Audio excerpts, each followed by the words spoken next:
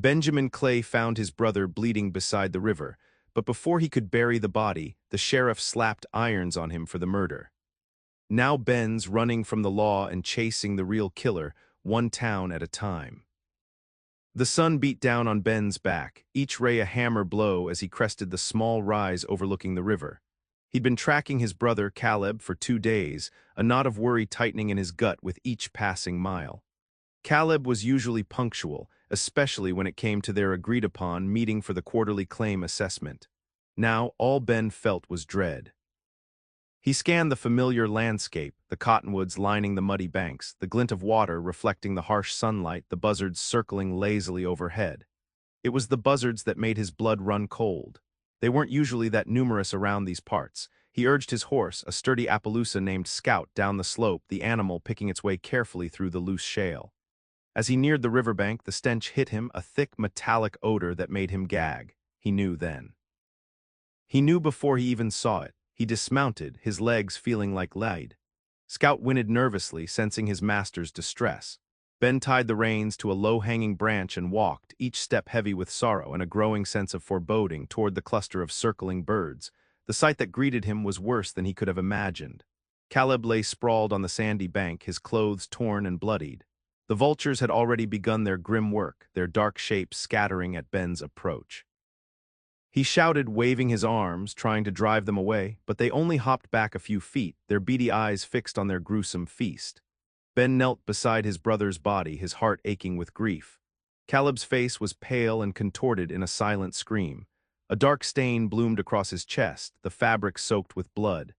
Ben gently touched his brother's cold hand, his fingers tracing the rough calluses earned from years of hard work in the mines. He saw the wounds, then deep, ragged gashes that could only have been made by a knife. Caleb had been stabbed repeatedly with brutal force. His pockets were turned out empty. They hadn't just killed him, they'd robbed him too. Rage surged through Ben, hot and blinding. Who would do this? Who would kill his brother in such a savage way? He vowed, kneeling there beside Caleb's broken body, that he would find them. He would make them pay. He began to gather stones to cover Caleb, a makeshift grave to protect him from the scavengers until he could return with a proper burial. As he worked, his mind raced, trying to make sense of it all. Caleb wasn't a wealthy man. He had his claim, yes, but it wasn't producing much yet. Why would anyone want to kill him? The sound of approaching hooves broke through his thoughts. He looked up, squinting against the sun. A lone rider was approaching, kicking up dust as he galloped toward the riverbank. Ben recognized the star on his chest even before he made out the rider's face. It was Sheriff Brody. Sheriff Brody reined in his horse, a big, muscular bay a few feet from Ben. The sheriff's face was grim, his eyes narrowed beneath the brim of his hat. He dismounted slowly, his hand never straying far from the holstered revolver on his hip. "Ben," Brody said, his voice low and gravelly, "what happened here?" Ben swallowed hard, trying to compose himself. "It's Caleb, he's dead, murdered." He gestured to the crude pile of stones he'd been building. "I just found him." Brody didn't respond immediately. He walked past Ben, his gaze sweeping over Caleb's body, the blood-soaked sand, the scattered belongings. He knelt down, examining the wounds, his expression unreadable. "Looks like a robbery gone bad," Brody said finally, his voice still flat. "That's what I figured," Ben replied, relief flooding him. Surely the sheriff would understand. He'd know Ben could never hurt his own brother. But then Brody stood up, his eyes fixed on Ben. "Where were you last night, Ben?" The question caught Ben off guard. "I was at my claim, like always. I haven't seen Caleb in a week. We were supposed to meet here today." Brody's gaze hardened. "Anyone see you there?" "No," Ben admitted. "I was alone." The sheriff sighed, a weary sound that seemed to carry the weight of the world. "Ben, you know I gotta ask these questions. Caleb had some enemies, mining disputes, gambling debts." "He never told me about any enemies," Ben protested. "And he wasn't a gambler." Brody ignored him. "And you and Caleb, you two always got along." A chill ran down Ben's spine. "Of course we did, we're brothers." "Brothers fight," Brody said, his voice laced with suspicion. "Especially over money, land." "That's not us," Ben insisted, his voice rising in desperation. "You know me, Brody. You've known me my whole life. You think I could do something like this?" Brody's face remained impassive. "I don't know what to think, Ben. All I know is Caleb is dead and you're the only one here." He paused, then reached for his handcuffs. "I'm gonna have to take you in, Ben, for questioning." "What? No," Ben exclaimed, taking a step back. "You can't be serious. I didn't do this." "I have to follow procedure, Ben," Brody said, his voice softening slightly. "Come on, don't make this harder than it has to be." Ben stared at the sheriff, disbelief warring with a growing sense of panic. He saw no sympathy in Brody's eyes, only a cold, unwavering resolve. He realized with a sickening certainty that Brody had already made up his mind. "You're making a mistake, Brody," Ben said, his voice trembling. "A big mistake." Brody stepped forward, grabbing Ben's arm. The cold steel of the handcuffs snapped shut around his wrists. Ben was under arrest for the murder of his brother, a crime he didn't commit. The jail cell was small and stifling, the air thick with the smell of stale beer and unwashed bodies. Ben sat on the edge of the cot, the metal of the handcuffs digging into his wrists. He stared at the opposite wall, his mind racing. He was innocent, he knew it, and yet here he was, locked up like a common criminal. He couldn't rely on Brody to clear his name. The sheriff had already judged him. He had to take matters into his own hands. He had to escape. The thought sent a jolt of adrenaline through him. Escape was risky, dangerous even. But staying here, waiting for a trial he knew he wouldn't win, was a death sentence. He listened intently, his ears straining for any sound. The jail was quiet, the only noise the occasional snore from the drunk in the next cell and the distant howl of a coyote. The night was his ally. He examined the cell.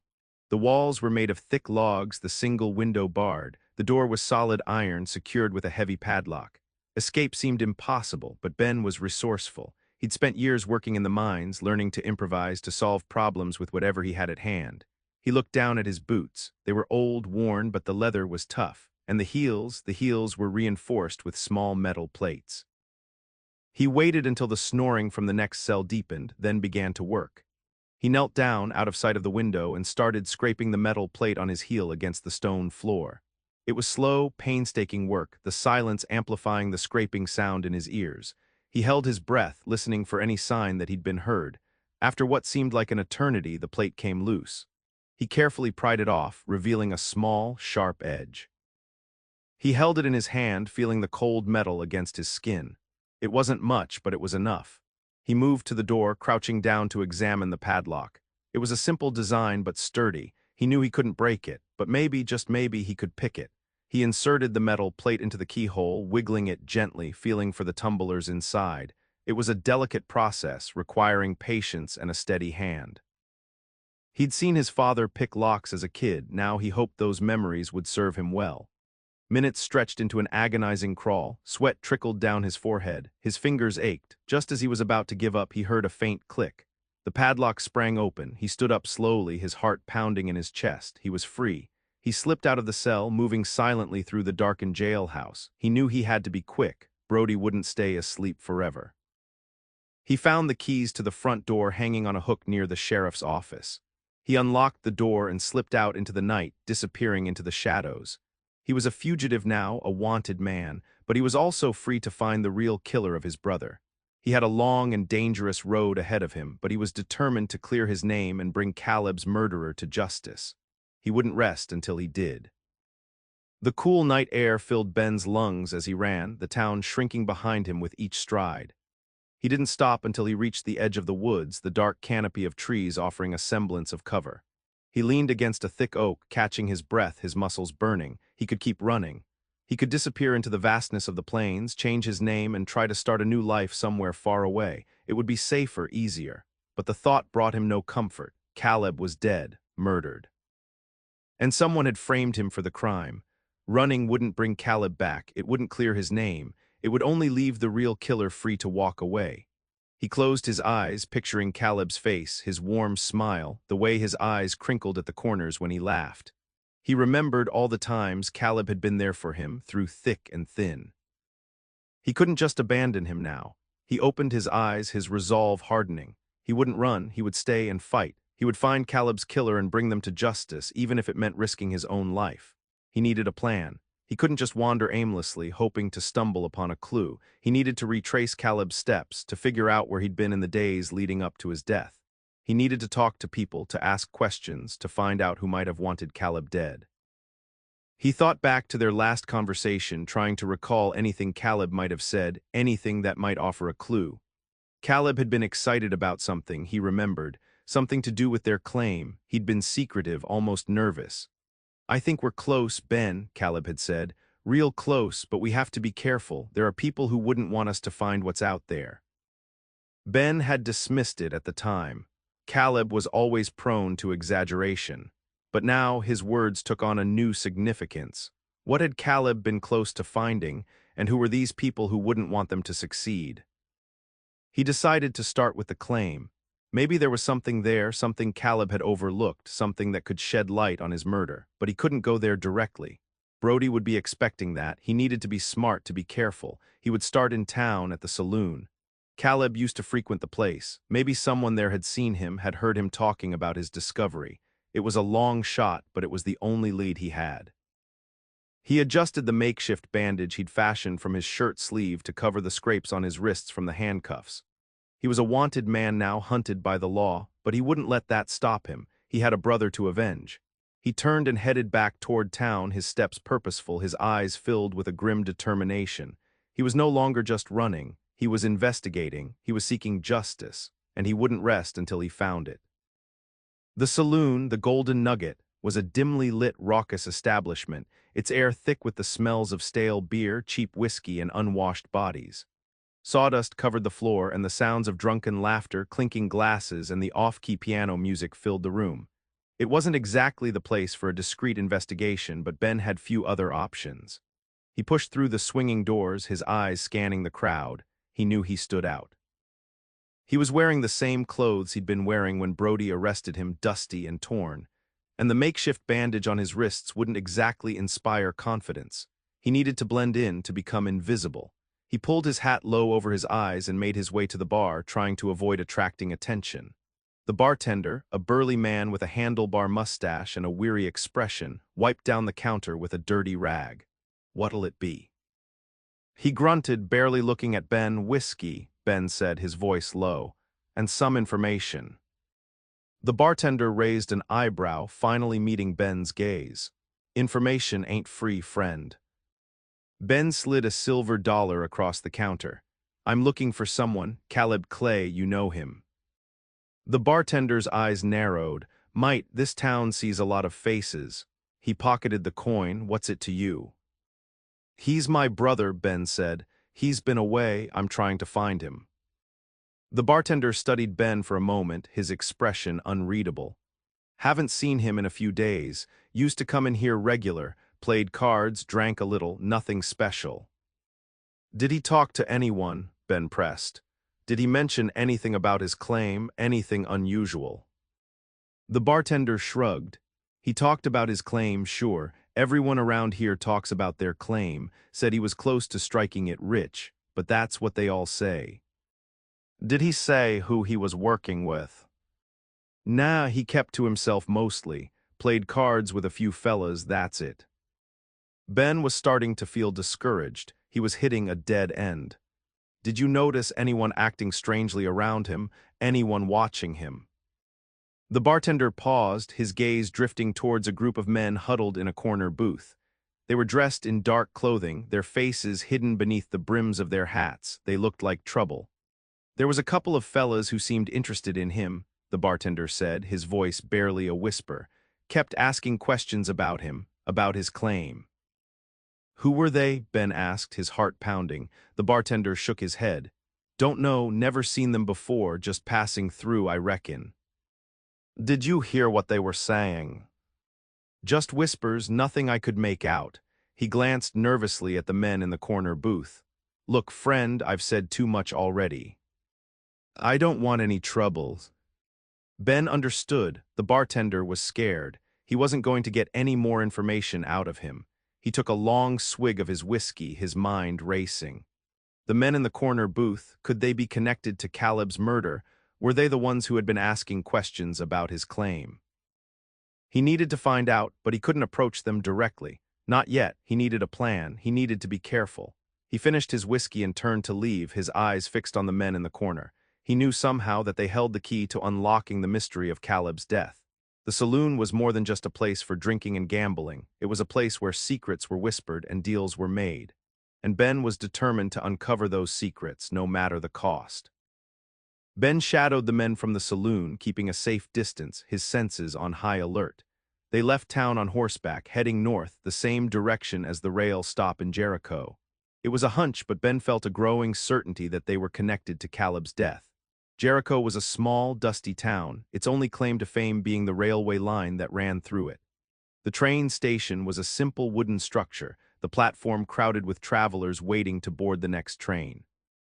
Ben tied Scout to a tree on the outskirts of town and approached the station cautiously, keeping an eye out for the men he'd been following. He spotted them near the ticket window, talking to a man in a conductor's uniform.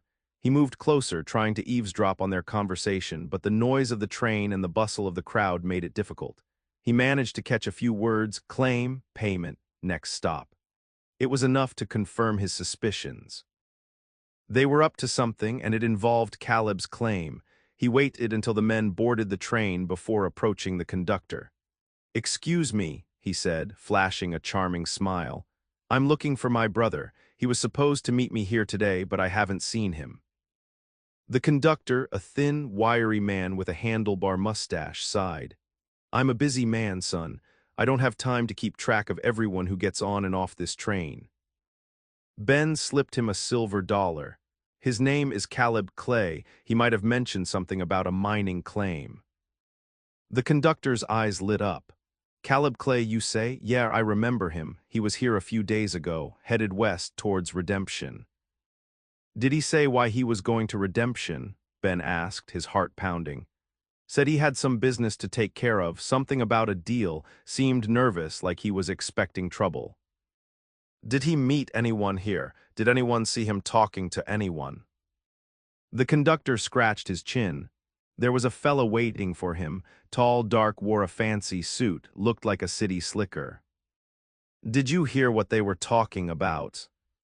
"Just business, money, land, stuff like that, nothing specific."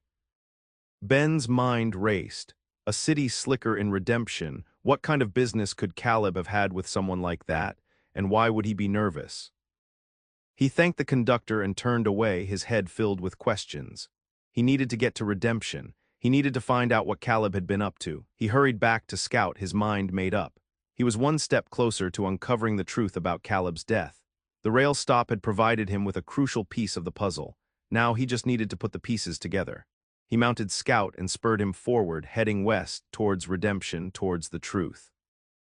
He knew the road ahead would be dangerous, but he was prepared to face whatever challenges lay in store. He owed it to Caleb. He wouldn't rest until he found the truth, no matter the cost. The journey to Redemption was long and arduous, the landscape changing from rolling plains to rugged canyons and desolate desert. Ben pushed Scout hard, driven by a relentless determination to uncover the truth about Caleb's death. He soon realized he wasn't the only one heading towards Redemption. He noticed signs of other travelers, their tracks merging with his own, but these weren't ordinary travelers. The tracks were from heavily laden wagons and multiple horses, and they veered off the main road, following a less traveled path, a path whispered to be an outlaw trail. Ben hesitated. Following the outlaw's trail was risky. He was already a wanted man, and tangling with dangerous criminals would only complicate matters. But he couldn't ignore the possibility that Caleb's business in Redemption was connected to these outlaws. He decided to take the chance. He turned Scout onto the outlaw trail, his hand resting on the handle of his revolver. The trail was narrow and winding, leading through treacherous terrain. The air was thick with a sense of foreboding, as if the very land itself was warning him to turn back. As he rode deeper into the canyon, he began to see signs of recent activity, discarded supplies, broken wagon wheels, and the remains of campfires. He also noticed something else, symbols carved into the rocks, strange markings that he didn't recognize. He stopped Scout and examined the symbols more closely. They were intricate and complex, almost like a secret code. He had a feeling they were significant, that they held a clue to the identity of the outlaws who used this trail. He continued along the trail, his eyes scanning the landscape, searching for more clues. He eventually came to a clearing where he found an abandoned campsite. The fire was still smoldering, indicating that the outlaws had been there recently. He dismounted and began to search the campsite, hoping to find something that could help him identify the outlaws. He found a discarded playing card, the Queen of Spades, with a small bloodstain on it. He also found a torn piece of paper with a name scrawled on it, Black Bart. Black Bart, the name sent a chill down Ben's spine. Black Bart was a notorious outlaw known for his ruthlessness and brutality. He was rumored to be involved in everything from bank robberies to cattle rustling to murder. Could Caleb have been involved with Black Bart? It seemed impossible. Caleb was a hardworking, honest man. He would never associate with someone like Black Bart, but the evidence was mounting. The outlaw trail, the symbols carved into the rocks, the playing card, the name Black Bart. It all pointed to a connection between Caleb and these dangerous figures. Ben felt a knot of dread tightening in his gut. He was getting closer to the truth, but the truth was more dangerous than he could have imagined. He was no longer just investigating a murder. He was uncovering a conspiracy that reached into the darkest corners of the West. He knew he had to be careful. He was playing a dangerous game, and he was running out of time. The outlaws were close, and they wouldn't hesitate to kill anyone who threatened their operation. He mounted Scout and continued along the trail, his heart pounding in his chest. He was heading straight into danger, but he couldn't turn back now. He had to find out the truth, no matter the cost. He had to avenge Caleb's death, even if it meant facing the wrath of Black Bart himself.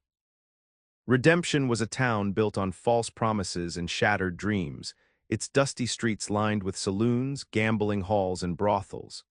It was a place where fortunes were made and lost in the blink of an eye, and where life was cheap. Ben arrived in Redemption under the cover of darkness, slipping into town unnoticed. He found a cheap room at a rundown boarding house and spent the night trying to piece together the fragments of information he had gathered. The next morning, he began his search for the city slicker the conductor had mentioned. He visited the local bank, the land office, and the mining exchange, asking questions, showing Caleb's picture, trying to find someone who had seen him. He eventually struck gold at the land office. A clerk, a nervous young man with ink-stained fingers, recognized Caleb's picture. "He was here a few days ago," the clerk said, looking at land records. Specifically, Section 32, Township 10 North, Range 5 West. Ben knew that section. It was part of their claim. What was he looking for? He asked, his voice barely a whisper. He was checking the ownership records, the clerk said he was trying to clear up a title dispute. A title dispute, Ben frowned. He and Caleb owned that land free and clear. There was no dispute unless someone was trying to take it from them. He asked the clerk to show him the records. The clerk hesitated, then reluctantly complied. Ben scanned the documents, his eyes widening in disbelief. According to the records, Section 32 had been sold to a company called Western Development Corporation just days before Caleb's death. Western Development Corporation. Ben had never heard of them. He asked the clerk about the company. "They're new," the clerk said. "Just registered a few weeks ago. Big investors from back east. They're buying up land all over the territory." Ben felt a surge of anger. This was it. This was the conspiracy Caleb had stumbled upon. Western Development Corporation was trying to steal their land, and Caleb had gotten in their way. He asked the clerk if he knew who was behind Western Development Corporation. The clerk shook his head. "They operate through a lawyer in town, a fella named Silas Blackwood." Silas Blackwood, the name rang a bell. Ben remembered hearing rumors about Blackwood. He was a powerful and influential lawyer, known for his shady dealings and his connections to powerful men. Ben left the land office, his mind racing. He now knew the scope of the conspiracy. Western Development Corporation, Silas Blackwood, Black Bart, they were all connected. They were all trying to steal land, and they were willing to kill anyone who stood in their way. He knew he had to find Silas Blackwood. He needed to find out what he knew about Caleb's death, and he needed to expose the conspiracy before anyone else got hurt. He headed towards Blackwood's office, his hand resting on the handle of his revolver. He was walking into a den of vipers, but he had no choice. He had to avenge Caleb's death, and he had to protect the land that was rightfully theirs. The conspiracy ran deeper than he imagined, twisting through land rights and mining claims, and Ben was determined to unravel it all. Silas Blackwood's office was located in the most opulent building in Redemption, a testament to his wealth and influence. Ben barged through the front door, ignoring the protests of the receptionist, and confronted Blackwood in his lavishly decorated office. Blackwood, a portly man with a neatly trimmed beard and a condescending air, looked up from his desk, his eyes narrowing. "Who are you, and how dare you barge in here like this?" "I'm Benjamin Clay," Ben said, his voice hard, "and I'm here to ask you about my brother Caleb." Blackwood's face paled slightly. "I don't know what you're talking about." "Don't lie to me," Ben snapped. "I know you're behind Western Development Corporation. I know you're trying to steal our land, and I know you had something to do with Caleb's death." Blackwood stood up, his face flushed with anger. "Get out of my office, Clay, before I call the sheriff." "The sheriff's already tried to arrest me for a crime I didn't commit," Ben said. "I'm not afraid of him. I'm here for the truth." Blackwood sighed, his anger giving way to a calculating look. "Very well, Clay, let's talk." He gestured to a chair. "Have a seat." Ben remained standing. "I'll stand, I don't trust you." Blackwood chuckled. "Suit yourself. What do you want to know?" "Why did you kill Caleb?" Ben asked, his voice trembling with rage. "I didn't kill anyone," Blackwood said smoothly. "Your brother was a fool. He got in the way of progress. He refused to sell his land. He left me no choice." "So you hired Black Bart to kill him?" Blackwood's eyes widened slightly. "I don't know anything about Black Bart." "Don't play coy with me," Ben said. "I know you're connected to him. I found his name at an outlaw campsite near Redemption." Blackwood remained silent, his face betraying nothing. Ben realized he wasn't going to get any more information out of him. He decided to change tactics. "What was Caleb so worried about?" Ben asked. "What was he hiding?" Blackwood hesitated, then said, "Your brother found something on his land, something valuable, something that could change everything." "What was it?" Ben pressed. Blackwood leaned forward, his voice dropping to a whisper. "He found a map to a lost mine, a mine filled with gold." A lost mine? Ben was stunned. He and Caleb had been searching for gold for years, but they had never found anything significant. Could it be that Caleb had finally found what they were looking for? "What kind of mine?" Ben asked, his heart pounding. "An old Spanish mine," Blackwood said. "Legend has it it's filled with more gold than anyone can imagine. The Spanish hid it centuries ago and it's never been found, until now." Ben realized the truth. Caleb wasn't just fighting for his land, he was fighting for something much bigger. He was fighting for a fortune in gold, and that's why he had been killed. That's why Western Development Corporation was so desperate to get their hands on his land. "Where's the map?" Ben asked. Blackwood smiled. "That, Mr. Clay, is the million-dollar question." He paused, then added, "Your brother never told me where he hid it, but I suspect it's still on his claim, somewhere." Ben knew what he had to do. He had to go back to the claim and find the map. He had to find the lost mine, and he had to make sure that Blackwood and his cronies didn't get their hands on it first. Caleb's dangerous secret was out, and now Ben had to protect it. Ben left Blackwood's office, the lawyer's words echoing in his mind. He knew Blackwood hadn't told him everything, but he had revealed enough. Ben was now a target, not just because he was framed for Caleb's murder, but because he knew about the map and the lost mine. He realized that the sheriff's hasty arrest wasn't just a mistake. Brody was likely in Blackwood's pocket, part of the conspiracy. They wanted Ben out of the way, silenced, so they could steal the land and find the gold without interference. He walked down the street, his senses on high alert, aware that he was being watched. He could feel eyes on him, lurking in the shadows. He knew Blackwood wouldn't let him leave Redemption alive. He needed to get back to the claim, find the map, and expose the conspiracy. But he couldn't do it alone. He needed help. He needed someone he could trust. He thought of Sarah, a childhood friend who lived on a ranch outside of town. She was tough, resourceful, and fiercely loyal. He hadn't seen her in years, but he knew he could count on her. He headed towards the edge of town, hoping to find a horse he could borrow. As he walked, he noticed a group of men following him, their faces grim and determined. They were Blackwood's men, and they were closing in. He broke into a run, dodging between buildings, trying to lose them in the maze of streets. He could hear their footsteps behind him, their voices growing louder. He reached a stable and quickly saddled a horse, ignoring the stable hand's protests. He spurred the horse forward, galloping out of town, the men hot on his trail. He knew he couldn't outrun them forever. They were skilled riders, and they knew the terrain better than he did. He needed to find a place to make a stand, a place where he could defend himself. He headed towards the hills, seeking refuge in the rocky terrain. He found a narrow canyon, a natural bottleneck that would give him an advantage. He dismounted and took cover behind a large boulder, waiting for his pursuers. The men soon arrived, their faces contorted with rage. They dismounted and advanced cautiously, their guns drawn. Ben took a deep breath, his heart pounding in his chest. He was outnumbered, outgunned, and outmaneuvered. But he wasn't afraid. He had come too far to turn back now. He had a brother to avenge, a conspiracy to expose, and a fortune in gold to protect. He raised his revolver and fired, the shot echoing through the canyon. The battle had begun. Ben was now fighting for his life, not just against Blackwood and his cronies, but against a corrupt system that was determined to silence him. He knew the odds were stacked against him, but he was ready to fight to the bitter end. He was protecting his brother's legacy and his own life, now fully understanding that he was a target because of the knowledge he possessed and the discoveries he was destined to make.